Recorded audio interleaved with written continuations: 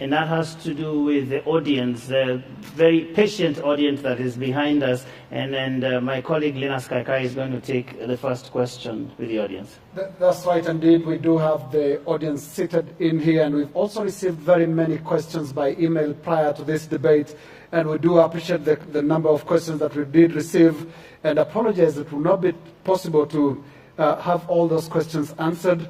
A lot of questions directly asked to President Uhuru Kenyatta, and a lot of questions asked directly to Honorable Raila Odinga. From the audience now here, let me bring in some of the people who are here to raise their questions directly. And first to go, Phyllis Omido. Phyllis, your question, please. Thank you to the organizers and Your Excellency. We honor you for coming. Thank you for respecting Kenyans.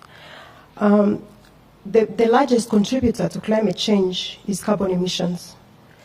And this is mostly from large business projects that are very tragic, like the Lamu coal plant.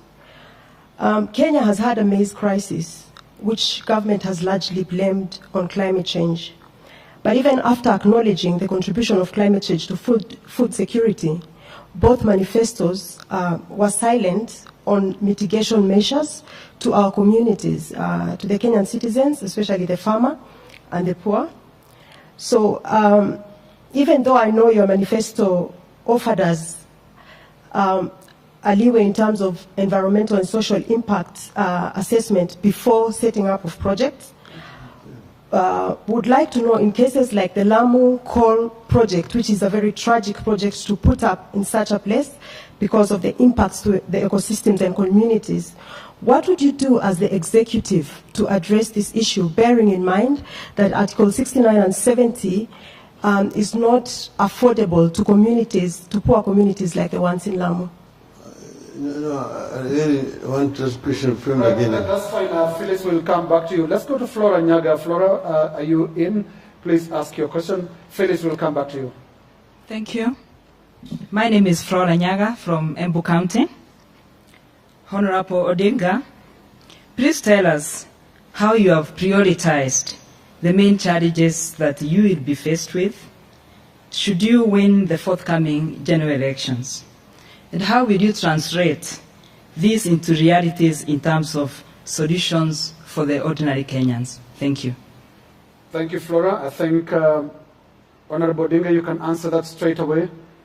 What are your priorities when you win the election in terms of the issues that she considers challenges? Well, she did not, Flora, thank you very much.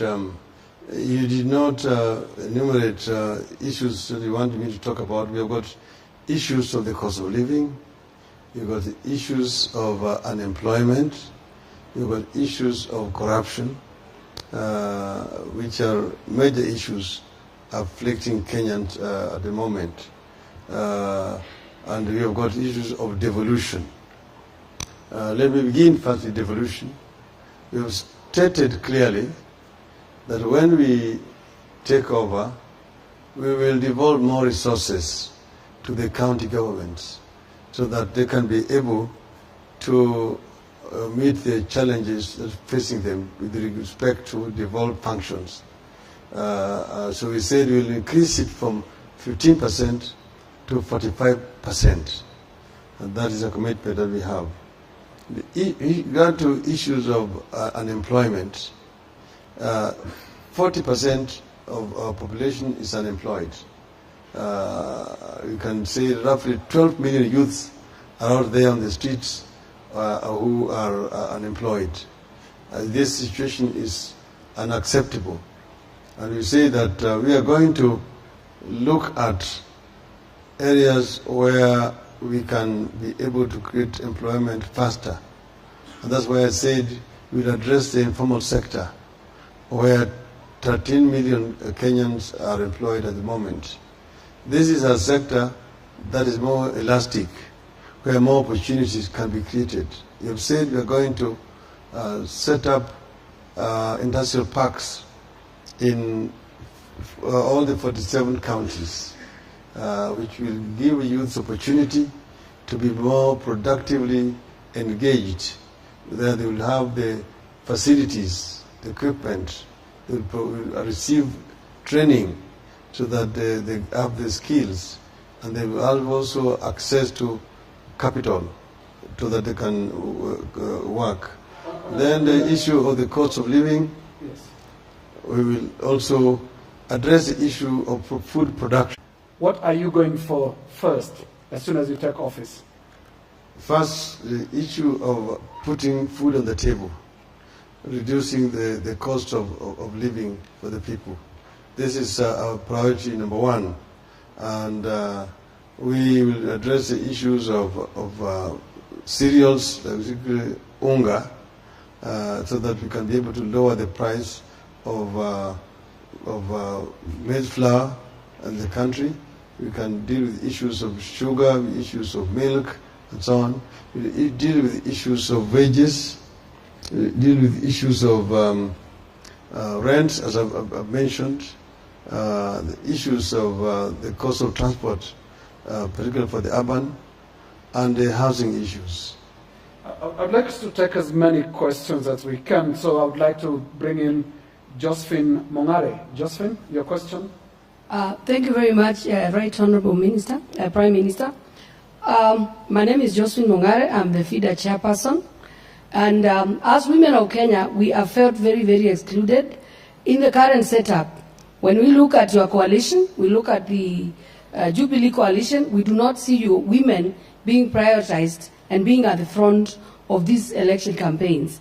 Now, seeing the data from the IEBC, women have only managed 9% of candidacy. This clearly means that the National Assembly and the Senate will not make the one-third constitutional requirement.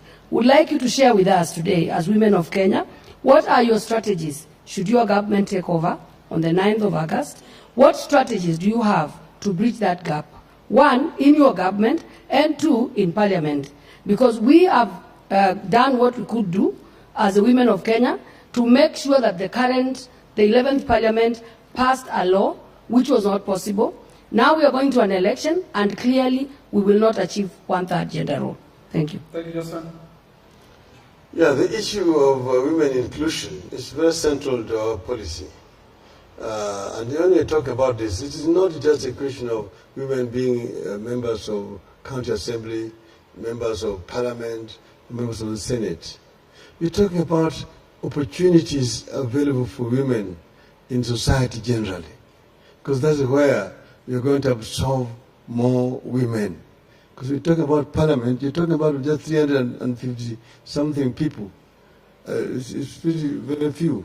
There, what we need is to have a law passed.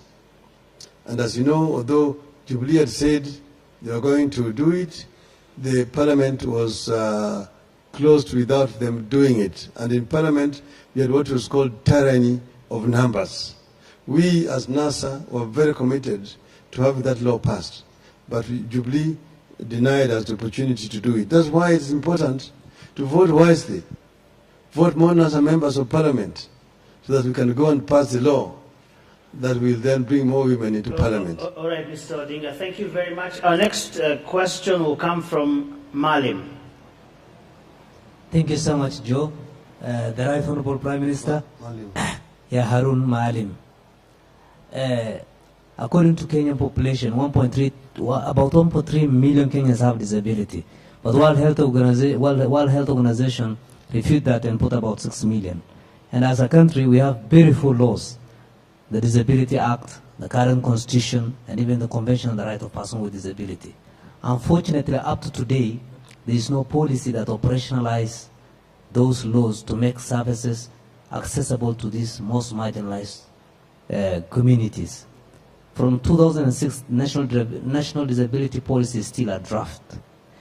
When you will be elected as a president in your first 100 days, what will you promise these Kenyans who feel, despite these great laws, they are still at peripheries in accessing the services? And I wish you good luck in your campaigns. Thank you. A very specific question, Mr. Odinga, about disability. We will ensure that the National Disability Policy is passed together with the enabling legislation so that the people with disabilities can be adequately catered for. When I was Minister for Public Works, I actually came up with the regulations to ensure that all public buildings are user-friendly to people with disability.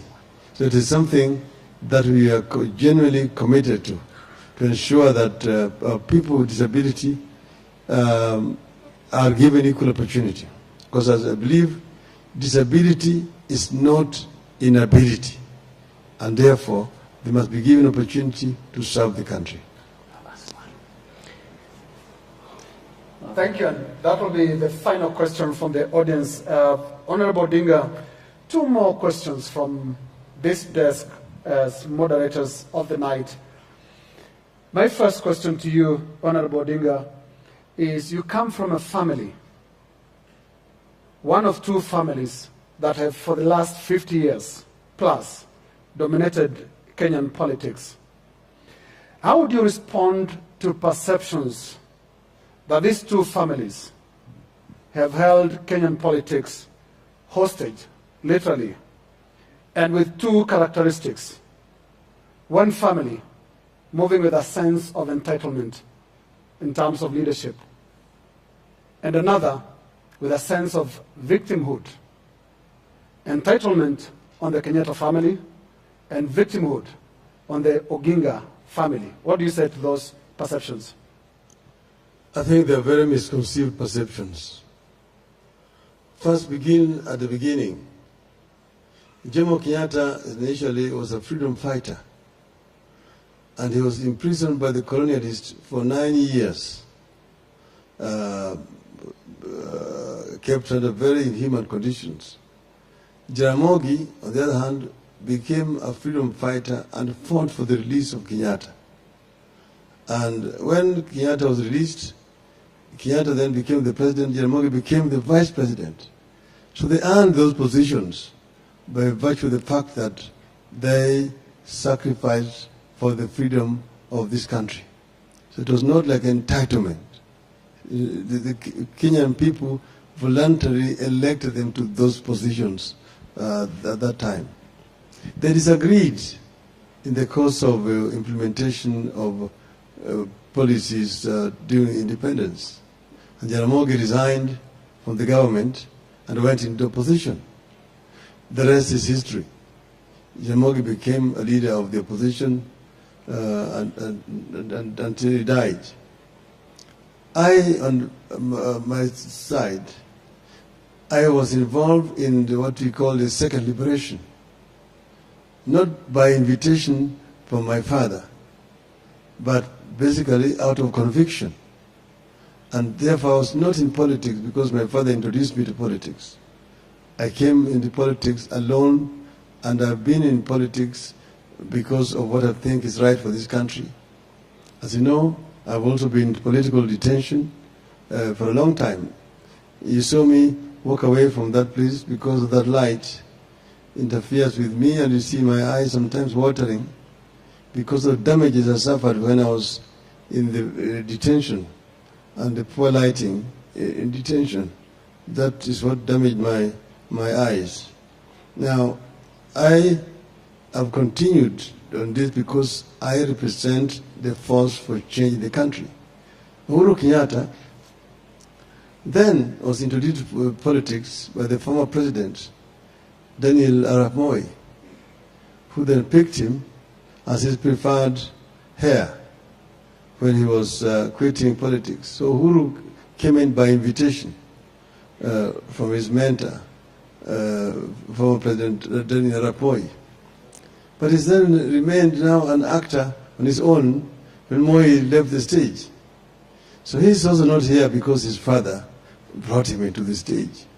He's a Kenyan, like any other Kenyan. So I think it would be very unfair to infer that we have held this country hostage as families. I think you've answered the question, and I will also be asking you about your relationship with Uhuru Kenyatta in a moment. But I think there's an audience question that we had skipped, Joe. Yes, and that was from Phyllis Omido. So we can do that before we wrap things up here. Phyllis. Thank you. So the biggest contributor to climate change is carbon emissions. This is mainly from big business, especially tragic projects like the Lamu coal plant. Kenya has had a maize crisis that government has largely blamed on climate change. And yet, even after acknowledging contributions of climate change to food security, all the manifestos were silent in terms of mitigation of impacts of climate change to our communities. Now, even though your manifesto gave a leeway in terms of environmental social impact assessment before projects, I would like to know that for cases like the Lamu coal plant, where it's clear that the social environmental impacts will be irreversibly terrible for the communities, what would you do as an executive to protect communities from such impacts? Well, we know that the climate change is a major threat to survival of humanity generally. And that's the reason why it's an issue that must be handled internationally. And that's why we have, as a country, made a lot of contribution to the debate on climate change all over the world. As a Prime Minister, I was very much involved in these matters. We as a country need to take action to protect our environment, to basically reduce the carbon emission coming from our country. Remember, I was responsible for conservation and protection of our water towers, which are 5 generally, and several others. We as NASA actually have discussed that issue, and that's why in our manifesto we're talking about doing due diligence on projects before they are sanctioned. You are talking specifically about a project in Lamu. But I just want to tell you that coal plants still exist all over the world. You go to China, they're there. You go to Europe, they're there. In the United States, they're there. There's what is called clean coal. Clean coal as opposed to just ordinary coal plants. So that is an issue that needs to be looked at more comprehensively rather than just emotionally. And you know that in those other countries, there's not just one plant. There are several plants. So the clean coal projects generally are acceptable internationally. So this is what we need to debate. What kind of system are they putting up in Lamu? Because I know the environmentalists sometimes go overboard. You remember when we were setting up the Sondu Miriu project in Sondu, there was a lot of noise. The Tiomen plant in Kwale elicited also a lot of opposition. I think these are issues that we must look at on a case-by-case basis in order to justify actions that are being taken by the government. If the Lamu coal is a project that is going to destroy or interfere with the environment, of course we will not accept it. So it depends on what technology they're going to use. Thank you, Honorable Odinga. We have 2 final questions before we allow you to make your closing statement. And earlier on, you defended both the Kenyatta and Odinga family about their role in politics. And I now want to come specifically to your relationship with President Uhuru Kenyatta. In one of your many football commentaries, Honorable Odinga, you once said, in my presence as a reporter, that Uhuru ameanguka chini, sijui amekunywa nini, which in effect was a suggestion about sobriety or drunkenness. Last week, a few weeks ago, you sat quietly behind one of your political surrogates as he called Uhuru Mlevi and DP William Ruto Mwizi. Now, to their side, very many times, speaking in his Kikuyu language, Uhuru Kenyatta has referred to you as Mogoroki and Kimudu, which in my little understanding of the Kikuyu language means a madman. The Deputy President calls you, not with in complimentary terms, mtu wa vitendawili. This is basically your language, the language of Uhuru and the language of Raila. Do you approve of this kind of language for this level of leadership? Two people with a mathematical chance of becoming president. I don't remember ever saying that Uhuru amenguka na sijui amekunywa nini.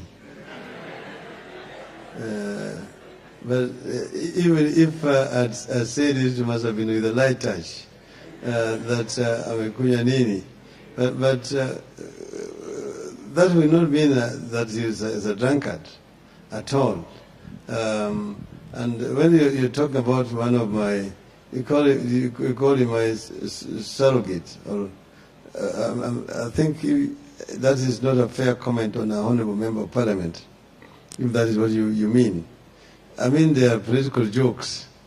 If somebody says that the vehicle is being driven by a drunkard driver and a town boy who is a thief, I don't think he was meaning Uhuru, unless they themselves feel guilty. I think that is just said with a light touch. Politics must come up with some jokes. And like when Uhuru refers to me as Kimundu Muguruki, I don't think he means it. I don't think he thinks I'm a madman. But that basically means that the kitchen is too hot for him. So if the kitchen is too hot, get out of the kitchen. See?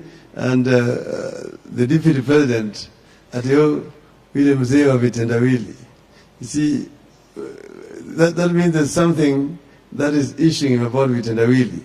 And I say that Pilipili Shoila, Yakuashani, if you're having a problem with it, just leave it. So we in NASA, we basically respond seriously to allegations that are made, but we also respond in kind and sometimes in jokes. If the Jubilee becomes very irresponsible, we tell them what we think should be right. That is politics, in my view. All right, thank you very much, Mr. Odinga. Finally, there are a lot of Kenyans who are worried about the election we will have in the next 2 weeks. As a matter of fact, there are Kenyans who are stocking up, there are Kenyans who are making plans to travel to different places. There are even some foreign missions that are issuing some travel advisories around this election. Do you share those concerns, Mr. Odinga? I would love to inform Kenyans that Kenyans have a constitutional right to participate in these elections. I think there's some scarecrow. Some people are basically trying to scare Kenyans because they want to deprive those Kenyans of their constitutional right to vote. So people are being told, oh, there's going to be violence around. Some notes have even been written threatening some people so that the people can run away, particularly from urban areas, to go to safety. I have urged our supporters not to fall to this, that they should stay put. I don't see any problems happening. We have said that there will be no violence in Kenya so long as elections are free and fair. And the government has assured us that they are not going to interfere. The IEBC has assured us that the elections are going to be free and fair. So we should not be scared. People should not run away from where they're staying, because by running away, you are actually depriving us of your vote, either Jubilee or NASA. So we want these elections to be won fairly. And we want Jubilee to also desist from trying to manipulate the electoral results, as I mentioned earlier on, using the security forces. We want to win fairly. And if we win fairly, fine. You've also said that in the unlikely event of us losing, we will congratulate Jubilee. They've been asking you all the times, are you going to accept results? We will accept free, fair electoral results, outcome. If they are free and fair, we'll accept them. All right. Thank you very much, Mr. Odinga. Before you leave. We will welcome you to make your closing comments. Thanks. Let me stand up here. There are two groups of people I did not address. One issue of housing, I did not address it in the context that we are discussing it as NASA. That we are going to invest heavily on low-cost housing that is affordable to the population. Yeah. So, please use the microphone. You're free to use it. Yeah. That we are going to invest as NASA in low-cost housing, which is the problem right now. That's why people are having issues in the slums. Our youth can get decent housing when they get married as families. That happened in Hong Kong, in Singapore, in Malaysia. Okay? The other one are the single mothers. These young ladies who either have divorced, or their husbands have died, or they just got children. These mothers are having serious problems bringing up families. We say that we are going to pay special attention to this group so that they can be able to access capital, so that they can be able to do business or get employment, so that they can be able to look after their children properly. Finally, I just want to start Kenyans that we are on the brink of history as a country. It has been a long journey to reach where we have reached today as a people. 8th of August is going to remain in the annals of our history as a very historic day for our people. Every Kenyan who is able, who is registered as a voter, must turn out to cast their vote to participate in history making. I'm sure that at the end of the day, Kenyans are going to emerge victorious. So we urge you, whether you're a Jubilee supporter, if you're a NASA supporter, turn up and vote for us, because Nane Nane will remain forever a very important day in your life. Thank you very much. Asanteni sana wa Kenya kwa kunisikiliza. Juta ya kwamba ndugu yangu Uhuru Kenyatta hakukuja. Ningependa sana akae pale, nieleze yale maneno yote, akisikia apate fursa ya kujibu, lakini ameniwacha peke yangu. Ameniweka shere, lakini ndio ameweka boya hapa, lakini pamoja na haya mimi namtakia kila laheri na rafiki yake Bwana Ruto. Natakiwa heri, nasema hii mchuano itakuwa ya kirafiki, na yule ambaye atashinda ashinde, na sikubali kushindwa sio mshindani. Shukran, asanteni sana. All right.